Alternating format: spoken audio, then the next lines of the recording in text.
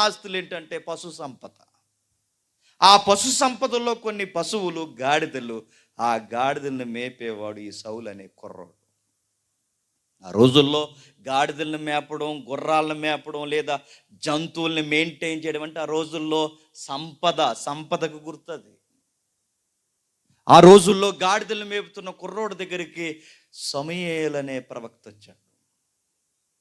ఆ ప్రవక్త వచ్చి ఒక మాట అన్నాడు, ఇదిగో దేవుడు నిన్ను రాజుని చేయబోతున్నాడు. నాకు వద్దు సార్, నాకు ఇలాంటి అలవాటు లేవు, నేను రాజు ఏంటి అని భయపడిపోయాడు.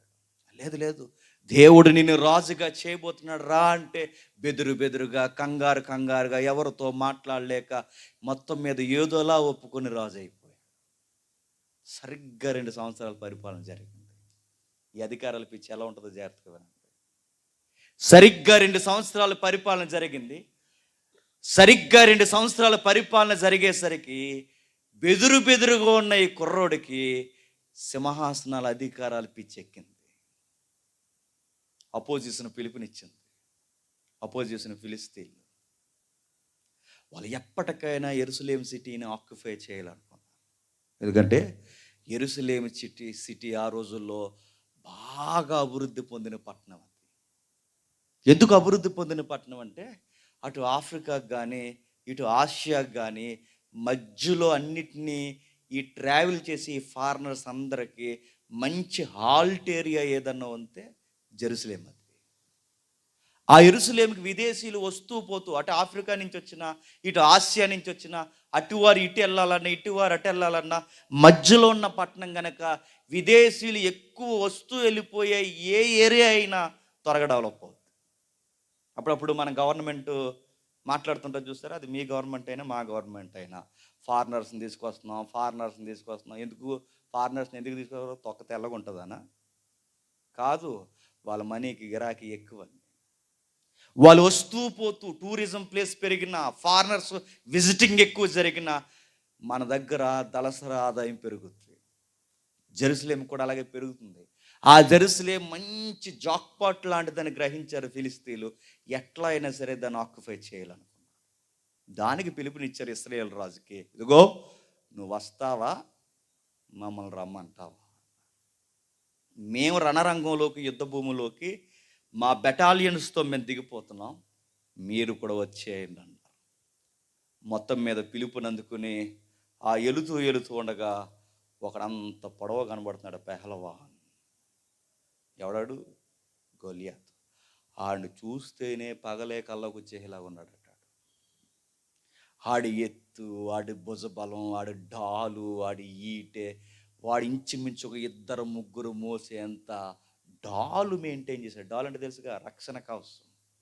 ఈరోజు బుల్లెట్ ప్రూఫ్ అని ఎలా అయితే అంటున్నామో, ఆ రోజుల్లో బాణాలని అడ్డుపెట్టే రక్షణ కవచం, ఇలా రౌండ్గా డాలు. దాన్ని మోసే వాళ్ళు 2 కావాలట. వాడి ఈటు ప్రత్యేకంగా ఒకడు మొయ్యాలట. అంటే వాడి ఈటు, వాడి డాలు సైజ్ చూస్తే, ఆడు ఎంత ఎత్తుంటాడో, ఆడి భుజబలం చూస్తే అందరూ కంగారైపోతున్నారు. అలాంటి టైంలో వాడిని చూసి వాడు ఒక డైలాగ్ కొట్టాడు. వాడు, మా సైడ్ నుంచి మేమందరం రావడం, మీ సైడ్ నుంచి మీరందరు రావడం, ఇదంతా టైం వేస్ట్ కార్యక్రమం. మా టీం నుంచి నేను ఒకడిని వస్తాను, మీ టీం నుంచి మీలో ఎవడొకడు రండి, తేలిపోవాలి, రక్తపాతం వద్దు, సింగిల్ హ్యాండ్తో తేల్చేద్దాం అన్నాడు. కంగారు అయిపోయారు అందరూ, ఈడెవడు ఎలా ఉన్నాడండి. ఆడు ముందుకు ఎవడైనా వెళ్తాడంటే ఈ మిలిటరీ మ్యాన్స్ ఉన్నారు కదా, ఈ ఎవరు ఇశ్రాయేలీల్లో ఈ మిలిటరీ పీపుల్స్, వీళ్ళందరూ ఒకరినొకరు గింటుకుంటుంటే ఏవో కారణాలు చెప్పుకున్నారట. అది యూదుల ఇతిహాసాల్లో ఉంది. నువ్వు వెళ్ళరా, ఆడు పిలుస్తున్నాడు కదంటే, అంటే నేను వెళ్దును కానీ మరి నాకు కొత్తగా పెళ్ళైంది కాబట్టి వెళ్ళలేను అన్నాడట. భయానికి వంక అన్నమాట. నువ్వు వెళ్ళరా అని అడిగితే, అంటే నేను వెళ్దును అంటే 2 పిల్లలు ఉన్నారు మరి అన్న. ఎవడికి వాడే నెపాలం మోపుతూ తప్పించుకుంటున్నారు. ఇక సౌలు రాజు కూడా భయపడిపోయాడు. ఎందుకంటే ఇశ్రాయేల్ అందరిలో ఎత్తైన ఫిగర్ ఎవరు? సౌలు. సౌలే ఎత్తైనాడు అనుకుంటే సౌలు కన్నా ఎత్తున్నాడట ఈడెవడు? గొలియాత్. వాడిని చూసి సౌలే అడలెత్తిపోయి గుడారంలో దాక్కుని బెట్ కాస్తున్నాడు. ఆ బెట్ ఏమన్నా తెలుసా? ఆడిని ఎవడైనా కొడితే నా రాజ్యంలో సగం రాసిస్తానన్నాడు. వాడిని ఎవడైనా కొడితే నా చిన్న కూతురునిచ్చి పెళ్లి చేస్తాను. అంతేగాని నేను వెళ్తానంటలేదు ఎవరు? సౌలు గారు. ఈ లోపల లింగుమని చిన్న కుర్రోడు, 10th క్లాస్ చదివే వయసున్న కుర్రోడు, నూగు మిస్సాలు, రింగ్ తలలు, ఎర్రటివాడు, చక్కటి నేత్రాలు కలిగిన చిన్న కుర్రగాడు చిన్న క్యారేజీ పెట్టుకుని వస్తున్నాడు. ఎవడా కుర్రోడు? దావీదు. ఆ కుర్రోడు వస్తూ వాళ్ళ నాన్న క్యారేజీ పంపించాడు. ఎవరికి? అన్నయ్యలు మిలిటరీలో, అంటే సైనికులుగా పనిచేస్తున్నారు, అన్నయ్యలకి నువ్వు క్యారేజీలు పట్టుకెళ్ళు, అక్కడ తెగ యుద్ధం చేసేస్తున్నారని టౌన్లో మాట్లాడుకుని. ఆ యుద్ధం ఏం చేయట్లేదు, ఇండోర్ గేమ్స్ ఆడుతున్నారు లోన కూర్చుని. ఆయన చూసే సగం భయపడిపోయారు. వాళ్ళు యుద్ధం ఏదో చేసేస్తున్నారు, ఇంటి దగ్గర కాలు దొక్కుని ఇలా క్యారేజీలు పంపించారు. ఆ క్యారేజీలు పంపించినప్పుడు యుద్ధం ఎలా అయినా చూడాలనుకున్నాడు దావీదు. యుద్ధం లేదు, పాడు లేదు, డైలాగులు ఉన్నాయి. అవతల నుంచి ఒక డైలాగులు వేస్తున్నాడు. నిలబడ్డాడు దావీదు, మాట్లాడాడు. సార్ ఏంటి సార్ యుద్ధం లేదు, వాడు ఏదో అంటున్నాడంటే, ఒరేయ్ 40 రోజుల నుంచి తింటున్నాం, నాకు వినబడుతున్నాయా? నీకు వినబడట్లేదు అంతే అన్నారు. నువ్వు ఎలాగొచ్చావు, అలాగ మీ అన్నయ్యలు క్యారేజీలు ఇచ్చి వెళ్ళిపోండి. అది కాదు సార్, సున్నతి లేని ఫిలిస్తీయుడు, అన్యుడు, జీవంగల దేవుని అధిపతి అయిన సైన్యాన్ని అనడం ఏంటి సార్ అన్నాడు. నువ్వు ఆగరా అన్నారు. లేదు, వాడు ఎట్లా అయినా సరే వాడు అనడానికి వీలు లేదు సార్. రాజుగారు ఏమంటున్నారు, పెద్దలు ఏమంటున్నారు అంటే, ఏమంటలేదురా నాయన, నువ్వు వెళ్ళిపోరా, కుదురింగా అంటే చూసిరా అంటే కలిసి వచ్చే రకంలో ఉన్నావు నువ్వు. మొత్తం మీద వార్తలు ఇలా పంపాలి పెద్దానికి చెప్పేశారు. దావీదు గారు పెద్దానికి, ఆయన ఉరకలు వేసుకుంటూ వచ్చేసాడు దావీదు. ఎరా నేను రావద్దని చెప్పానా అన్నాడు. నాకు తెలుసు నువ్వు ఇలాంటివన్నీ మాట్లాడతావని. ఈ కోపం గొలియాతు మీద రావట్లేదు కానీ కుర్రోడి మీదకి వచ్చేస్తుంది. ఎవరికి? వాళ్ళ అన్నయ్యకి. తిట్టేశాడట. వాళ్ళ అన్నయ్య ఎంత తిట్టినా ఏమనలేదు. ఆ మాట మళ్ళీ అడుగుతున్నాడు, సార్ నేను వెళ్తాను సార్ అంటే, నువ్వు వెళ్ళడం ఏంట్రా? ఆ వార్త అలా పాకింది, రాజు చెవిలో పడింది. రాజుగారి చెవిలో పడిన వెంటనే రాజుగారు చెప్పారు, ఎవడ్రా బాబు నువ్వంటే, నా అడ్రస్ తర్వాత సార్, ఆడ అడ్రస్ మార్చేస్తాను, నన్ను వెళ్ళమంటారా అన్నాడు. ఒరే నువ్వు ఆగరా అన్న.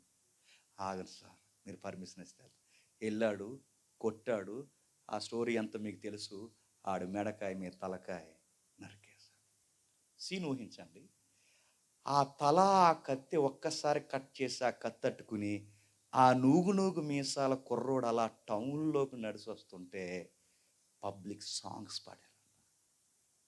ఆ సాంగ్స్లో లైన్స్ ఏంటో చెప్పనా? దావీదుకు 10 ఏళ్ళు, సౌలుకి 1000. సర్రం అనిపోయింది సౌలుకి. సాంగ్ నచ్చలేదు. ఎందుకంటే దావీదుకి లిరిక్స్లో దావీదుకి 1000, సౌలుకి 10 ఏళ్ళు అంటే బాగున్నావు. రాజుకేమో 1000, సామాన్యుడికట పాట పాడినోన్ని పాడించినోడికి ఒక లుక్ ఇచ్చాడు ఆ రోజు. ఎవరు? సౌలు. ఆ లుక్ ఇవ్వడమే కాదు, వాళ్ళ పాట పాడుతున్నప్పుడు ఈ కుర్రోడి మీద ఒక లుక్ వేసాడు. ఎవరు? సౌలుగా. ఈయన్ని ఎట్టానే వదిలేస్తే, ఈయన్ని ఎలాగే వదిలేస్తే, ఈడు సరాసరి పబ్లిక్లో ఫేమ్ నేమ్ ఈడికి రోజు పెరిగిపోతే రేపొద్దున నాసింహాసనం మీదకే ఎక్కే ప్రమాదం. రాజకీయం, పాలిటిక్స్ ఎలా జరుగుతున్నాయి చూడండి. వీడిని ఇలాగే వదిలేస్తే రేపొద్దున ఈ పబ్లిక్ ఫేమ్ నా సింహాసనాన్ని దెబ్బ కొట్టేలా ఉంది. ఈయన్ని ఎట్లా అయినా తీసేయాలని కంకణం కట్టుకున్నాడు. ఎవరు? పెద్ద అయిన సౌలు. తరిమాడు దావీదు దొరకలేదు. తరిమాడు రాత్రి తరిమి ఒకరోజు అలసిపోతే ఈ దావీదు కుదురులేని ఈ దావీదు రాత్రి వచ్చి ఆయన వస్త్రం కట్ చేసి ఉదయానికి పంపించి, రాత్రే లేపేద్దు నిన్ను, పెద్దోడు అని వదిలేసాను అన్నాడు. ఇది మరీ ఇప్పుడు మీద గారం చల్లినట్టుంటుంది. ఎవరికి? అసలే దొరకలేదు. దొరకనాడు మళ్ళీ క్లాత్ కట్ చేసి రాత్రి నా దగ్గరకు వచ్చి వెళ్ళిపోయాడు. పైకి నాకు ప్రాణభిక్షం పెట్టినట్టు మాట్లాడుతున్నాడంటే ఇంకా టెంపర్ లేచిపోయింది సౌలుకి. అలాంటి టెంపర్లో మళ్ళీ కొంతకాలానికి అపోజిషన్ పిలుపునిచ్చింది. ఎవరు అపోజిషన్? ఫిలిస్తీన్. ఈసారి మళ్ళీ వస్తారా అని అడిగారు. ఆ వస్తానన్నప్పుడు ఈ టెంపర్లో సై అంటే సై అన్నాడు సౌలు. ఎందుకంటే ఆ ఫైట్ని బట్టే ఈడు హీరో అయిపోయాడు. ఇప్పుడు ఈ ఫైట్లో మళ్ళీ నేను హీరో అయిపోవాలనుకున్నాను. సై అంటే సై అన్నాడు, బయలుదేరిపోయాడు. ఆ వద్దన్న యుద్ధానికి తగునమ్మా అని బయలుదేరాడు. ఒక పనికిరానోడు అవుట్ల నుంచి బాణం వేశాడు. ఆ బాణం అలా ఇలా తిరిగి వచ్చి సౌలు గుండెల్లో గుచ్చుకుపోయింది. సౌలు గుండెల్లో ఎప్పుడైతే గుచ్చుకుందో సౌలుకి అర్థమైపోయింది, ఇది నా లాస్ట్ డే అని, ఇది నా డెత్ డే అని కూడా అర్థమైపోయింది. అప్పుడే డిసైడ్ అయ్యాడు, తన ఈటె కొన తన వైపుకు తిప్పుకొని, ఆ ఈటె కొన తన మీదకు తిప్పుకొని ముందుకు పడిపోయి సూసైడ్ చేసుకుని చచ్చిపోయాడు. ఎందుకు చచ్చిపోయావంటే సౌలు గుండెలో అది వీరమరణం అని ఫీలింగ్. సూసైడ్ని వీరమరణం అంటారు దాన్ని. సూసైడే. ఆ ఈటి కొన తన వేపుకు తిప్పుకొని చచ్చిపోయాడు. ఇప్పుడు నేను ప్రశ్న అడుగుతాను, చెప్పండి. గాడిదలు కాసుకునే సౌలు గాడిదలు కాసుకుంటూనే ఉండిపోయి, గాడిదలు కాసుకుంటున్న కుర్రాడు వాళ్ళ నాన్న దగ్గర ఉండిపోయి, రాజు అవ్వకుండా ఉండకుండా, రాజుగా ఈ పిచ్చి లేకపోతే, రాజే అవ్వకపోతే ఆ సింహాసనం పిచ్చి ఉండదు, ఆ సింహాసనం పిచ్చే లేకపోతే దావీదని ఒక క్యారెక్టర్ ఉండదు, దావీదే లేకపోతే ఉరుకులు పరుగుల యొక్క ఈ ఆతృత ఉండదు, ఈ ఆతృతే లేకపోతే ఈ టెంపర్లో యుద్ధం ఉండదు, ఆ యుద్ధమే లేకపోతే ఈట్ లేదు, ఆ ఈటే లేకపోతే సూసైడ్ లేదు. ఇదంతా జరగకూడదంటే సౌలు గారు ఏం అవ్వకుండా ఉంటే బాగుంది చెప్పండి. రాజు అవ్వకపోతే బాగుంది. కేసు అర్థమవుతుందా మీకు? ఆయన రాజు అవ్వకపోతే బాగుండు. ఇప్పుడు ఈ సామాన్యమైన కుర్రాడు రాజు అవ్వకపోతే అందరిలాగే పెళ్లి చేసుకునేవాడు, అందరిలాగే పిల్లలను కనేవాడు, అందరిలాగే జీవితాన్ని కొనసాగించేవాడు, భార్యడి కాలం వృద్ధాప్యం వరకు బతికేవాడు. అంత వయసున్న ఆ కుర్రోడు అనతి కాలంలోనే, మధ్య వయసులోనే జీవితాంతం బతకాల్సిన వాడు మధ్య వయసులోనే సూసైడ్ చేసుకుని ఎందుకు చచ్చిపోవాల్సి వచ్చిందంటే రాజు అవ్వడం వలన. ఇప్పుడు ఈ అబ్బాయిని రాజుని చేసింది ఎవరు చెప్పాలి? దేవుడు. అంటే ఇప్పుడు ఈ రాజరికమే సౌలుకి ఏమైపోయింది చెప్పండి? శాపమైపోయింది. ఇప్పుడు అడుగుతున్నాను, చెప్పండి. ఈ సౌలుకి ఈ రాజరికమే శాపమైందంటే ప్యాలెస్ ఏమైనా ఈ సైన్యంలో బరువెట్టాడా? నల్లపిల్లి ఏమైనా యుద్ధానికి వెళ్తున్నప్పుడు ఎదురొచ్చిందా? ఎదురింటోళ్ళు ఉసురు తగిలిందా? ఏముంది? అదేం కాదు. సంథింగ్ ఏదో జరిగింది సౌలు లైఫ్లో, సూసైడ్ చేసుకున్నాడు. ఆ కేసు అలా ఉండేయండి. రెండవ కేసు, బైబిల్లో బలశాలు ఉన్నాడు, పెద్ద బాడీ బిల్డర్ అని లేదు కానీ కోడితే 1000 మందిని మంచినీళ్ళు కూడా అడక్కన కూడా ఇవ్వడట. ఎవరైనా సంసోను. అవతల వాళ్ళకి పెద్ద పెద్ద ఆయుధాలు కావాలి, యువతలు ఉన్న ఈ మనిషికి ఆ ఫిగర్కి తగ్గ టెంపర్ కూడా ఎక్కువ. ఆయనకి పెద్ద ఆయుధాలు కాదు, ఆ గాడిది పచ్చి తవడ ఎముకు దొరికితే చాలు 1000 మందిని కొడతాడట. అలాంటోడికి దేవుడిచ్చిన గొప్ప అర్హత బలం. ఆ బలంతో ఆ అబ్బాయి ఏం చేశాడంటే, దేవుడు ఏదొద్దన్నాడో ఆ ఫిలిస్తీన్ల అమ్మాయిని లవ్ చేశాడు. బాగా వినండి యంగ్స్టర్స్. లవ్ చేసిన తర్వాత లవ్లో ఏమైందంటే, ఈ లవ్లో పొలిటికల్ లీడర్స్ అందరూ ఇన్వాల్వ్ అయిపోయారు. రాజకీయ నాయకులందరూ ఇన్వాల్వ్ అయిపోయి అన్నారు, ఇదిగో వాడు మన జాతి కాదు, మన తెగ కాదు, పైగా వాడు ఇశ్రాయేలీయుడు, ఇప్పుడు వీడికి మీరు పిల్లనిచ్చి వాడు మన దేశానికి అల్లుడైతే అల్లుడు కాస్త మన అందరికీ తెక్కదీరుస్తాడు. ఆడు మామూలుగానే మనం నిలబడినవాడు, ఇప్పుడు మన పిల్లని వాడికి ఇచ్చి మనకే అల్లుడైతే అని మాట్లాడుకున్నారు. ఇదిగో మీ పిల్లని కానీ అబ్బాయికి ఇచ్చారో దేశ బహిష్కరణ జరుగుద్ది, మీ పిల్లని ఇవ్వడానికి వీల్లేదు. వాడు తిరిగి వచ్చే సమయానికి మీ పిల్లని వేరొకరికి ఇచ్చి పెళ్లి చేసిందంటే ఉట్టిన పెద్దల యొక్క ఒత్తిడికి వేరొకరికి ఇచ్చి పెళ్లి చేశారు సంసోను గారు లవ్ చేసిన అమ్మాయి. ఆ టెంపర్ లేచిపోయింది ఎవరికి? సంసోను గారు. ఎప్పుడైతే ప్రేమించిన అమ్మాయిని వేరొకరికి ఇచ్చి చేశారో ఆ టెంపర్లో సంసోను గారు తీసుకున్న నిర్ణయాలు ఏంటి చెప్పిన? నా జీవితంలో లేకుండా, కాపురం లేకుండా చేసిన మీకు, మీ కాపురాలు లేకుండా చేసిన 300 నక్కలు పట్టుకుని వాడు తోకలకి నిప్పులు కట్టి వాళ్ళ కుప్పలు తగలెట్టేశాడు. ఎవరు? సంసోను గారు. మొత్తం వాళ్ళ పంట పొలాలు తగలెట్టాడు, మొత్తం అందరినీ అగ్నిమయం చేసి పడేస్తాడు. టెంపర్లో తిరుగుతున్నాడు, అటు తిరుగుతున్నాడు. ఎందుకంటే లవ్ ఫెయిల్యూర్లో ఉన్నాడు, డిప్రెషన్లో ఉన్నాడు, బాధలో ఉన్నాడు. ఇప్పుడు ఆ డిప్రెషన్ పోవాలంటే సాతాను చిట్కా ఉపయోగించింది సంసోనుకి. మరొక ఆవిడ తగిలిందట. ఆవిడెవరు? అదో లీల, దెలీలా. లీలొచ్చిందట. బాధపడుతున్నావా? బాధపడుకు. మై హోనా అందెవరు? దెలీలా. నీ లవ్వులో ఉన్న బాధలను తొలగించడానికి వచ్చిన లీల. బాధపడు. మురిసిపోయాడు. మాట్లాడుతూ మాట్లాడుతూ లవ్ స్టోరీ ఎలా నడుస్తుంది, సెకండ్ లవ్ స్టోరీ అనమాట. అలా నడుస్తుండగా ఆవిడ పేరు దెలీలా. తెలుగులో దెలీలా అంటే చెప్పనా, వగలాడి అని. వగలాడంటే ఏంటని నన్ను అడగండి. వగలాడంటే వగలాడంతే. పెద్దోళ్ళని అడగని చెప్తారు. రే ఆవిడ నోట్లో నోరెట్టకరా బాబు, ఆవిడ పెద్ద వగలాడి అంటే దాని అర్థం ఏంటి? అలాగా మాట్లాడుతుంది, ఇలాగా మాట్లాడుతుంది, ఎలాగైనా తిరిగేసేదాన్ని వగలాడు. మనోడు ఎవరిని లవ్ చేశాడు చెప్పండి? వగలాడిని లవ్ చేశాడు. వగలాడు అందట, ఈ లీల వగలాడి అందట, నువ్వు నన్ను సీరియస్గానే లవ్ చేస్తున్నావా అందట. బాగా విన్నాను తమ్ముళ్ళు, అన్నయ్యలు, నువ్వు నన్ను సీరియస్గానే లవ్ చేస్తున్నావు అంటే సంసోన్ గారు అన్నారు, ట్రూ లవ్ అన్నాడు. ఇది ఖచ్చితమైన ప్రేమ. అయితే నువ్వు నిజముగానే నన్ను ప్రేమిస్తే నిన్ను ఒక క్వశ్చన్ అడుగుతున్నా, నాకు ఆన్సర్ చేయండి. ఏ క్వశ్చన్ అయినా అడగాను. స్వచ్ఛమైన ప్రేమలో, నిజమైన ప్రేమలో ఏముండకూడదో తెలుసా? ఏముండకూడదు? కుర్రల్ని అడగని చెప్తారు. ఏముండకూడదు? సీక్రెట్స్ ఉండకూడదు. నువ్వు నా దగ్గర సీక్రెట్స్ మెయింటైన్ చేస్తున్నావు. నేనా అన్నాడు. ఎస్ నువ్వే అంది. నేనే సీక్రెట్ మెయింటైన్ చేస్తున్నాను అన్నాడు. నువ్వు నా దగ్గర సీక్రెట్స్ మెయింటైన్ చేస్తున్నావు అంది. ఏం సీక్రెట్ చెప్పంటే, నీ ఎనర్జీకి సీక్రెట్ ఏంటో నాకు చెప్పలేదు. ఓ అదా అన్నాడు.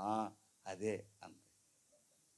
అది అంటే ఏమీ లేదని మళ్ళీ ఎటకారాలు ఆడాడు. ఎటకారాలు ఆడుతూ ఎటకారాల్లో, ఇదిగో ఈ తాళ్ళుతో కడితే నేను బలహీన అయిపోతాను, ఇలా కడితే బలహీన అయిపోతాను, అందులో ఉంది, ఇందులో ఉంది, అందులో ఉందని చెప్పాడు. ఎందెందులో ఉందో అందందులో అందరికీ సీక్రెట్ అందించింది. ఆ నమ్మేసి వచ్చిన వాళ్ళని ఎలా వచ్చిన అలా మెత్తగొట్టి పంపించేశాడు. మళ్ళీ వచ్చింది, అబద్ధం ఆడావు అంతే. నేనా? నువ్వు నన్ను నిజంగా లవ్ చేయట్లేదు, నువ్వు నన్ను అసలు నీకు నిజంగా నా మీద నమ్మకం లేదంతే. అయ్యో నేను నమ్ముతున్నాను, నేను నిజంగా నేను ప్రేమిస్తున్నానంటే, మరి నిజంగా ప్రేమిస్తే నీ బలం ఎందులో ఉందో నాకు ఎందుకు చెప్పట్లేదు? ఇసుకుపోయి ఇసుగించేసిందట. ఆ ఇసుగించేసిన ఆ ఇసుకుదలకి అంత పెద్ద బలవంతుడే, వీరుడు, సూర్యుడు సూసైడ్ చేసుకోవాలనుకున్నాడు. అమ్మాయి దెబ్బకి సూసైడ్ చేసుకోవాలనుకున్నాడు. ఎప్పుడైతే ఆ సూసైడ్ చేసుకోవాలనుకున్నాడో ఇసుకించేసరికి చెప్పేశాడు, నా బలం ఎందులో ఉందంటే నా తలలో ఉంది. విషయం ఏంటి చెప్పిన, సంస్థాన్ గారికి కూడా సరిగ్గా తెలియదు. ఆయన బలం తలలో లేదు. ఒకవేళ తలలోనే బలం ఉంటే మరలా తల మొలిసింది, బలం వచ్చిందా? రాలేదు. ఆయన బలం ఎక్కడుందో తెలుసా? దేవునికి ఆయనకున్న సహవాసంలో ఉంది. ఆ విషయానికి గుర్తు నీ తల, అది గుర్తు మాత్రమే తప్ప తలలో బలము లేదు. బలం అన్నది సహవాసంలో ఉంది. సహవాసం తలపోవడం కాదు, తలపోతే పోయింది. దేవుని తలంపులు పోయాయి సంసోని. ఆ తలంపులు పోవడమే బలం పోవడం. ఎప్పుడైతే ఆ సీక్రెట్ చెప్పేశాడో, చెప్పిన వెంటనే ఆ శత్రువులు వచ్చారు, ఈయన బంధించారు, తీసుకెళ్లారు, తిరగట్రాయి కట్టేశారు, 2 కళ్ళు పీకేశారు. ఆ తిరగలు ఇసురుతున్నప్పుడు గల్లు నేర్చాడు ఒకసారి. దేవా నేను ఒక మాట అడుగుతున్నాను, జీవితంలో ఇది నా చివరి కోరిక.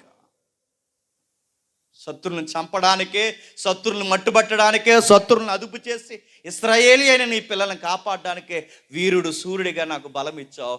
దాన్ని బలహీనతగా నేను తీసుకున్నాను ప్రభు. నా లైఫ్ మీనింగ్ నాకు అర్థం అవ్వలేదు, ఇప్పుడు అర్థమవుతుంది. ఒక్కసారి నాకు అవకాశాన్ని ఇస్తే వీళ్ళందరినీ చంపి నీ దగ్గర నేను వచ్చేస్తాను. అవకాశం ఇచ్చాడు. ఓ పెద్ద గుడిలో కట్టారు. ఆ గుడి 2 మూల స్తంభాలు గెంటేశాడు. ఆ 3000 మంది ఆ గుడి గోపురం పడిపోయింది. ఆ గోపురం కింద సంసోను కూడా నలిగిపోయి చచ్చిపోయాడు. అది ఎలా మాట్లాడుకున్నా సూసైడ్ అంటారు దాన్ని.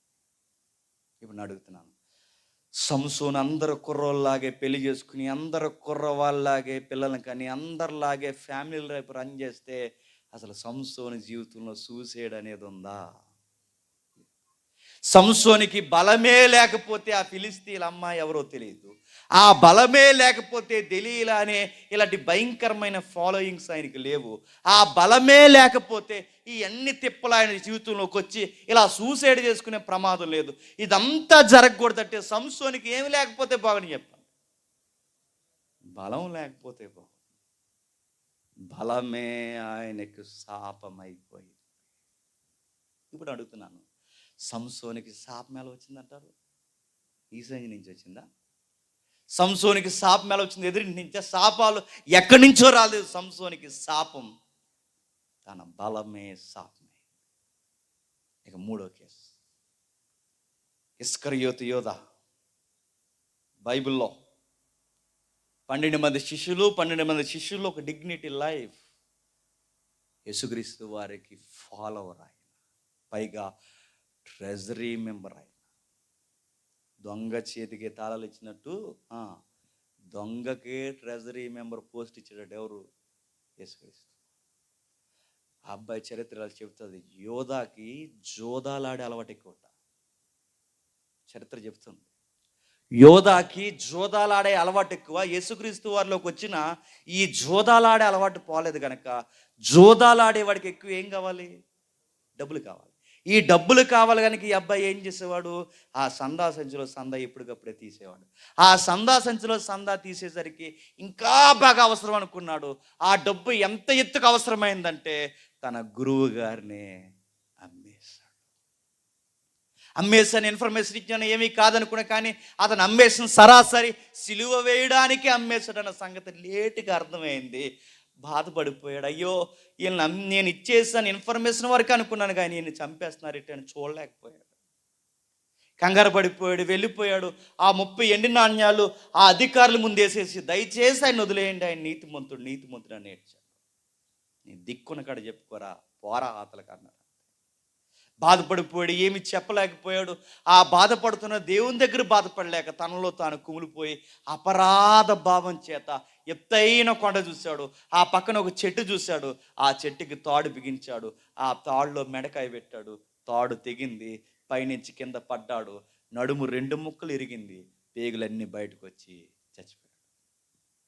ప్రశ్న అడుగుతున్నాను, చెప్పండి. ఇస్కరియోతు యోధ ఇలా సూసైడ్ చేసుకోకుండా ఉండాలి అంటే జోదాలాడుకునేవాడిని అలా జోదాలాడుకున్నట్టు వదిలేస్తే అసలు ఈ కర్మ అనేది, ఈ పదం వాడకూడదు, ఈ దరిద్రపు పరిస్థితి అనేది ఆయన జీవితంలోకి వస్తుందా? రాదు. అంటే ఇప్పుడు శిష్యరికం అనేదే ఆయనకి ఏమైపోయింది చెప్పండి? శాపమైపోయింది. ఇప్పుడు మీరు పదే చదవండి.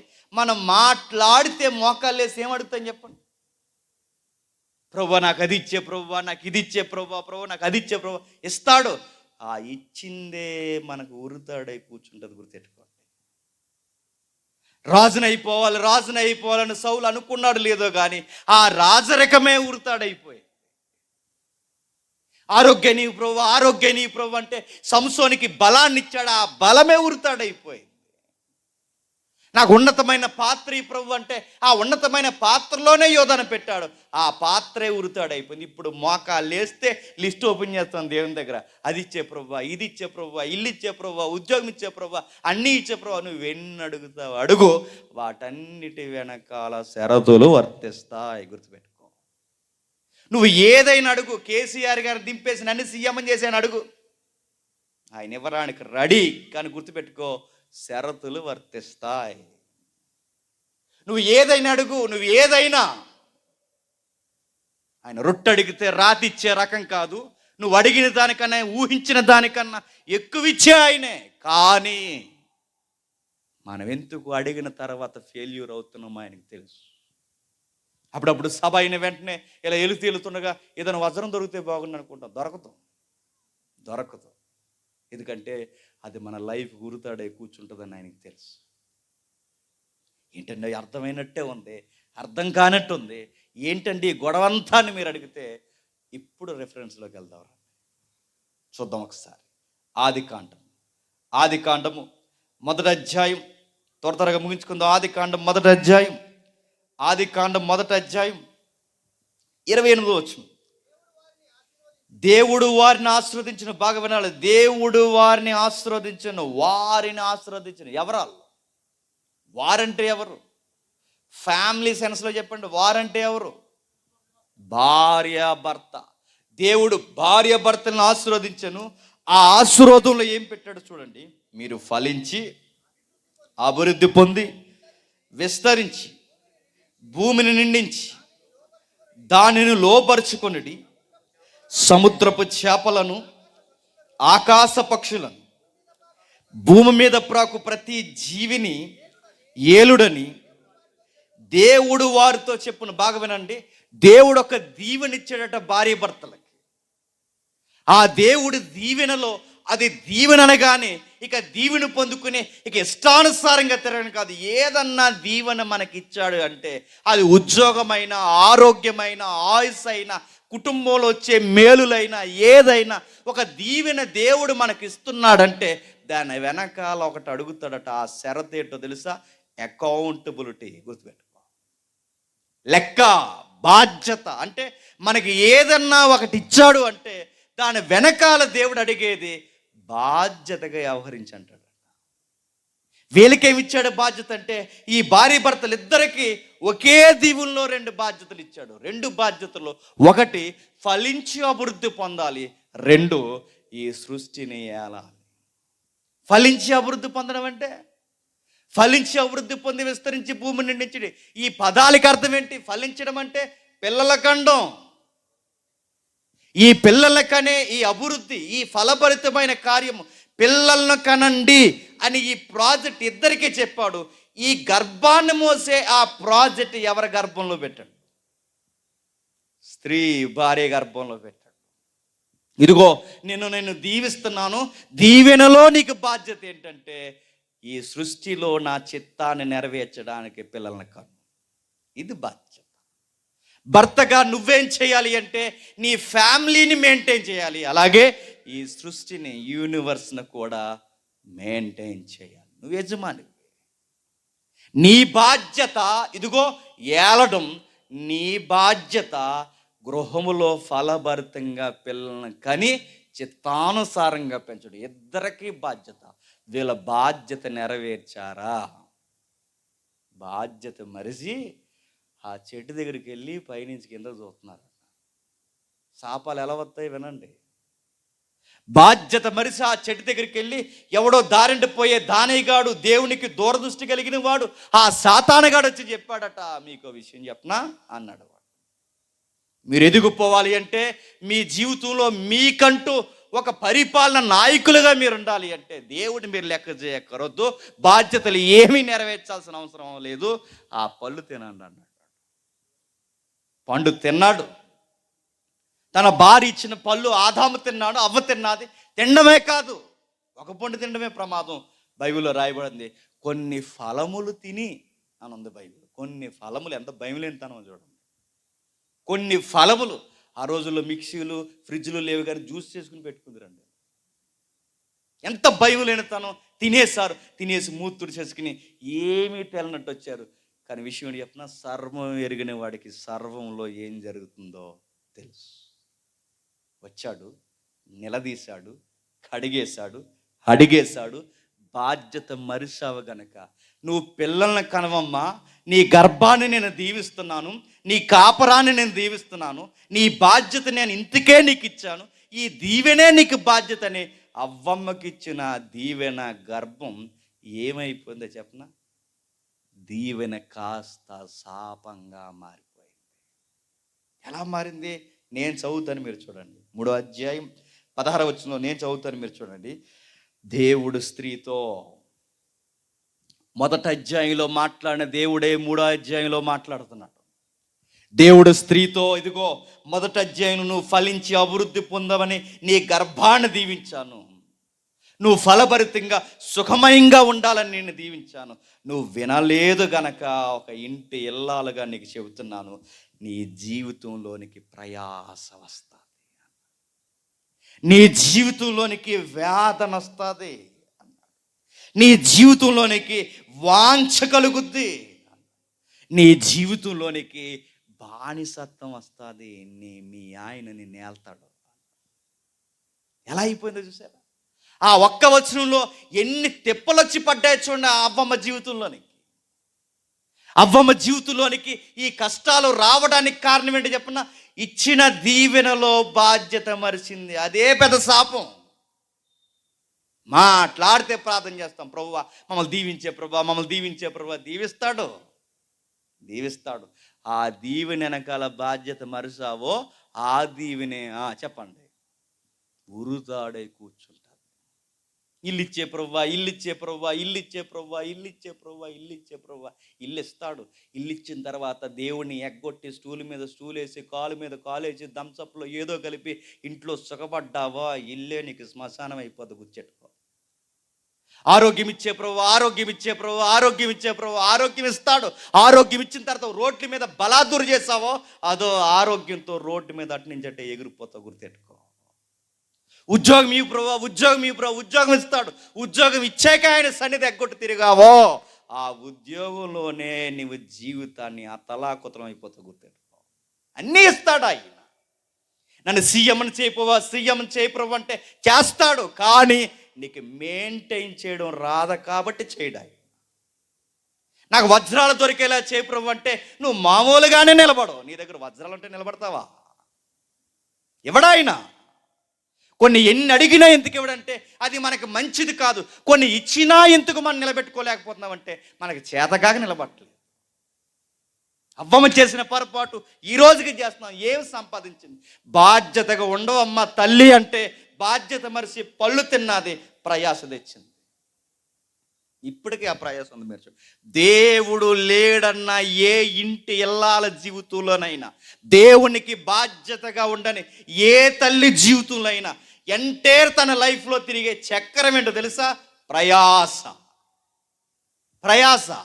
ఏం చేస్తారు?